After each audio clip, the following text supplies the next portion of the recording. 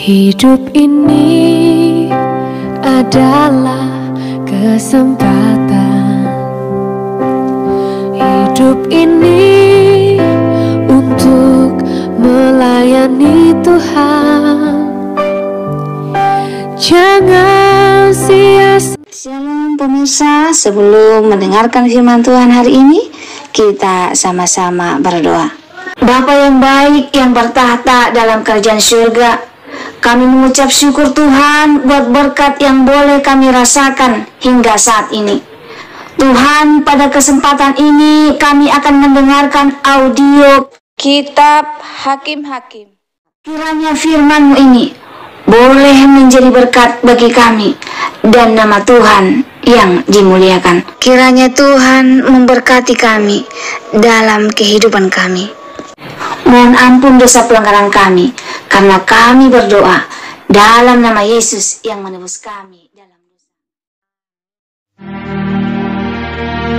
Terjadilah pada zaman itu, ketika tidak ada raja di Israel, bahwa di balik pegunungan Efraim ada seorang Lewi tinggal sebagai pendatang. Ia mengambil seorang gundik dari Betlehem Yehuda. Tetapi gundiknya itu berlaku serong terhadap dia, dan pergi daripadanya ke rumah ayahnya di Betlehem Yehuda, lalu tinggal di sana 4 bulan lamanya. Berkemaslah suaminya itu, lalu pergi menyusul perempuan itu untuk memujuk dia dan membawanya kembali. Bersama-sama dia bujangnya dan sepasang keledai. Ketika perempuan muda itu membawa dia masuk ke rumah ayahnya, dan ketika ayah itu melihat dia, maka bersukacitalah ia mendapatkannya. Mertuanya, ayah perempuan muda itu, tidak membiarkan dia pergi, sehingga ia tinggal 3 hari lamanya pada ayah itu. Mereka makan, minum, dan bermalam di sana. Tetapi pada hari yang keempat, ketika mereka bangun pagi-pagi, dan ketika orang Lewi itu berkemas untuk pergi, berkatalah ayah perempuan muda itu kepada menantunya, "Segarkanlah dirimu dahulu dengan sekerat roti, kemudian bolehlah kamu pergi." Jadi duduklah mereka, lalu makan, dan minumlah keduanya bersama-sama. Kata ayah perempuan muda itu kepada laki-laki itu, "Baiklah, putuskan untuk tinggal bermalam, dan biarlah hatimu gembira." Tetapi ketika orang itu bangun untuk pergi juga, mertuanya itu mendesaknya, sehingga ia tinggal pula di sana, bermalam. Pada hari yang kelima, ketika ia bangun pagi-pagi untuk pergi, berkatalah ayah perempuan muda itu, "Mari, segarkanlah dirimu dahulu, dan tinggallah sebentar lagi sampai matahari surut." Lalu makanlah mereka keduanya. Ketika orang itu bangun untuk pergi, bersama dengan gundiknya dan bujangnya, berkatalah mertuanya, ayah perempuan muda itu, kepadanya, "Lihatlah, matahari telah mulai turun menjelang petang. Baiklah tinggal bermalam. Lihat, matahari hampir terbenam. Tinggallah di sini bermalam, dan biarlah hatimu gembira. Maka besok kamu dapat bangun pagi-pagi untuk berjalan dan pulang ke rumahmu." Tetapi orang itu tidak mau tinggal bermalam. Ia berkemas, lalu pergi. Demikian sampailah ia di daerah yang berhadapan dengan Yebus. Itulah Yerusalem. Bersama-sama dengan dia, ada sepasang keledai yang berpelana, dan gundiknya juga. Ketika mereka dekat ke Yebus, dan ketika matahari telah sangat rendah, berkatalah bujang itu kepada tuannya, "Marilah kita singgah di kota orang Yebus ini, dan bermalam di situ." Tetapi tuannya menjawabnya, "Kita tidak akan singgah di kota asing yang bukan kepunyaan orang Israel. Tetapi kita akan berjalan terus sampai ke Gibea."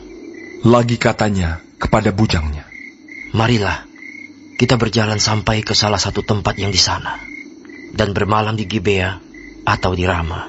Lalu berjalanlah mereka, melanjutkan perjalanannya, dan matahari terbenam ketika mereka dekat Gibea, kepunyaan suku Benyamin.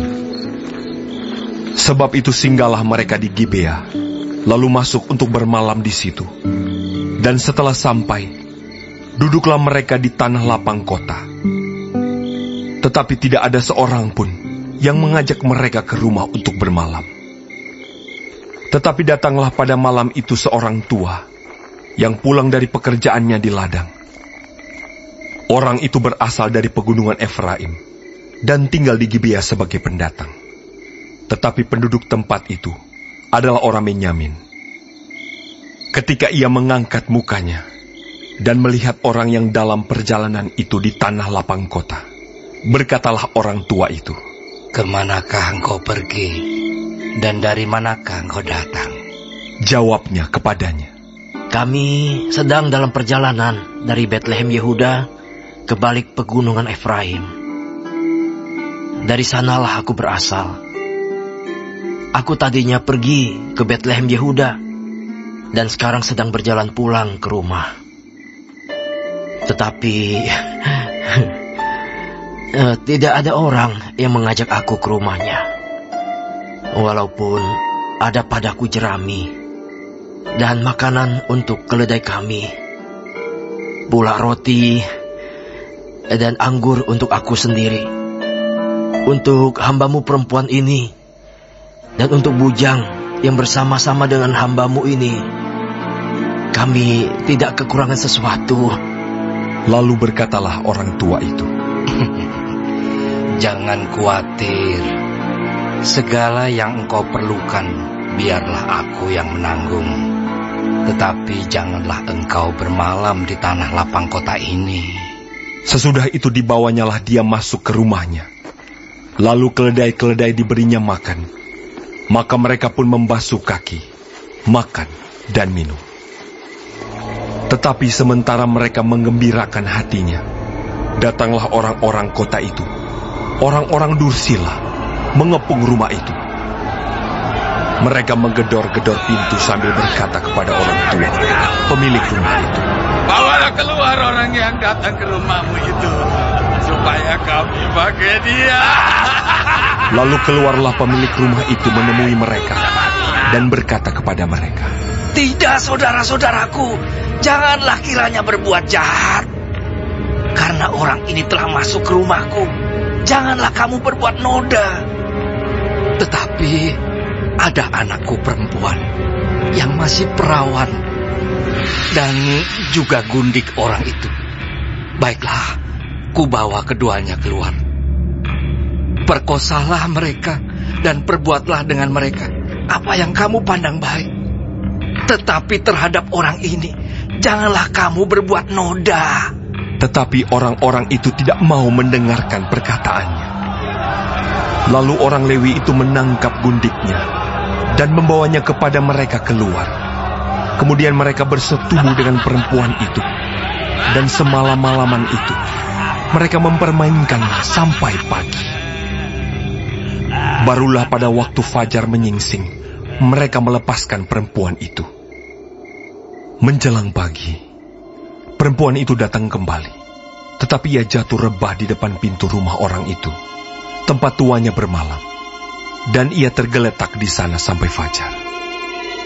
Pada waktu tuanya bangun pagi-pagi, dibukanya pintu rumah dan pergi keluar untuk melanjutkan perjalanannya.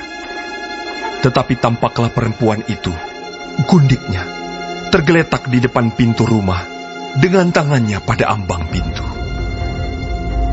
Berkatalah ia kepada perempuan itu, "Bangunlah, marilah kita pergi." Tetapi tidak ada jawabnya.